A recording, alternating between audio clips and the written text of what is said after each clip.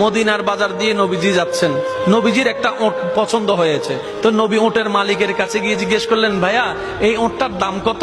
ওই দামাদামি হলো, নবী সে দামে কিনতে রাজি হলেন, কিন্তু নবীর কাছে তখন অর্থ ছিল না। তখন নবীজি ওনাকে বললেন, আপনি আমাকে ওটটা দেন, আমি এখনই গিয়ে আপনার সেই প্রাপ্যটা পাঠিয়ে দিচ্ছি। ওটের মালিক ওনাকে ওটটা দিয়ে দিলেন। আশেপাশে যারা ওটের মালিক ছিল সবাই জিজ্ঞেস করতেছে, এই পাগলা, তুমি কি যাকে ওট দিয়েছো তাকে চিনো?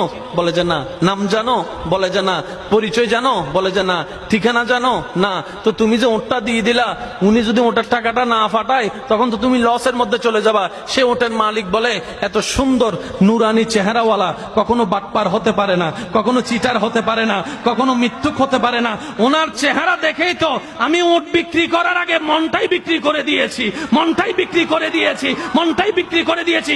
তোমরা যাই বলো, আমার মন বলে উনি আসবেই আসবে, টাকাটা পাঠাবেই পাঠাবে। এই কথা একটু আগে একজন ওট নিয়ে গিয়েছেন, কাছ থেকে ওটের মালিকটাকে একটু দেখতে চাই। উনি বলে যে আমার থেকে, তো উনি বললেন, আমাদের নবী আপনার থেকে ওটটা নিয়ে গিয়েছেন, ধরেন ওটের টাকাটাও দিয়েছেন, আপনাদের খাবার জন্য কিছু খেজুরও হাদিয়া পাঠিয়েছেন।